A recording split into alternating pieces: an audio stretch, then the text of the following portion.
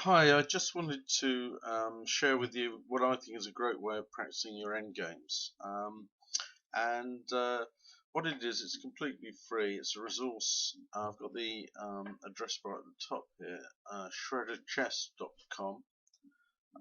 In this instance, you go for the endgame database, but it's shredderchess.com slash online hyphen chess slash online hyphen databases slash endgame-database.html. But if you can't get all that down, you can actually navigate to it if you aim for the endgame database.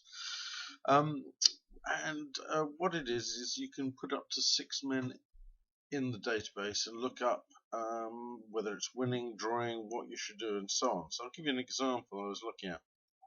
Obviously, different levels of ability will want to practice different things, but to give you a sort of fairly simple one, if I put a white king by clicking on the white king on d1, suppose I'd accidentally put it on the wrong one, I can just blank it out with this blank thing here, and then put it back on, click back onto the king and put it where you want it. But anyway, I do want it on d1, so king on d1, and let's put a black pawn on b5 and a black king. Now let's practice with the black king on b6, and before I put it on b6 I want to judge, do I think this is winning, drawing, whatever. Normally I would like to have my king in front of the pawns. I'm going to say it's draw. I've got here black to move, of course, so he could get level with it. So I'm really up in the air here. Of course, what I would do if I was training properly is I would try and do some calculations here, but just for the purposes of the video, let's say I think it's going to be a draw. Well, when I plonk it on here, it gives me a range of possible moves, and in fact there's only one winning move, interestingly, for black, which is to go to a5.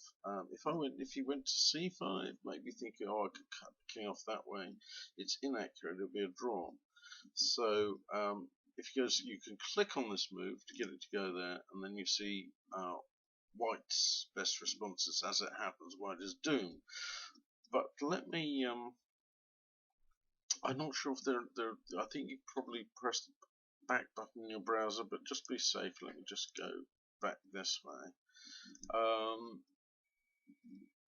The So that's white to move. If it was white to move, you'd have two moves to save the draw, which is moving to c1, c2. Let's put it back to black to move.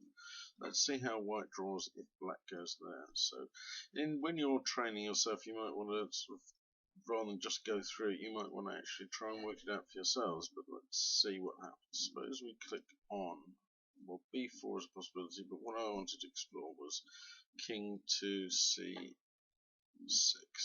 C5, sorry. Okay, king to c5. White's got one move. He can't go to c2, okay? He can't go to c2, he has to go to c1. So again, some people might find that counterintuitive, that he's not sort of arresting the progression of this thing, but actually what you want to do is get your king in the right place at the right time. If he goes to c2, he loses in 20. I quite want to see how both things pan out. So I will first of all go into the drawing option, c1. Okay, I'm going to go for moving my king. Can I get my king there? Yeah, king b4. Again, one drawing move, which is to go to b2 now, so we hold the opposition. So some people, most of you, I think, will be au fait with the concept of the opposition where there's one space gap. That will be the subject. For somebody else, there's lots of videos on that by other people. Anyway, let me, I think this is going to be easier said than done, but see if I can get, no, I can't get back to the position I wanted easily. I bet you there is a way, I just don't know it. What's this thing here? Oh, see, that just moves them all along. Okay. What that one does. Okay, but let me just wipe the king off, put it on king on d1, wipe the king off, put it on um, b thing. So let's say he goes the wrong way. Goes to c5, and then I said that c2, king c2 loses. Let's see how it loses. It loses in 20 moves. Okay, he has one winning move, which is to go to c4, holding the opposition. Now our best bet is to go to b2.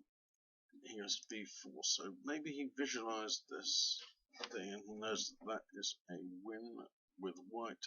White has to lose the opposition. Let's say he goes to a2, maybe hoping for a stalemate. King now is in a position to shepherd this. He's getting ready to shepherd this pawn. As long as he can get his king here to control that square, he can shepherd that pawn through. White's got nothing better than to shimmy. Ah, now that's interesting. Hold on, I wasn't concentrating and I was going too fast. But anyway, you get the idea. Black hat to go back in front of a pawn. Wow, I haven't quite followed all this. This is quite instructive if I'd done it slower, but I was trying to make the video short. Anyway, now you get the idea about how it works. And obviously, just to sort of finish up with, to get rid of that, you can put in a rook, a knight, whatever you want to do. Practice the games however you want, up to 6 pieces, including the kings, I think it is. Okay, thanks very much for watching.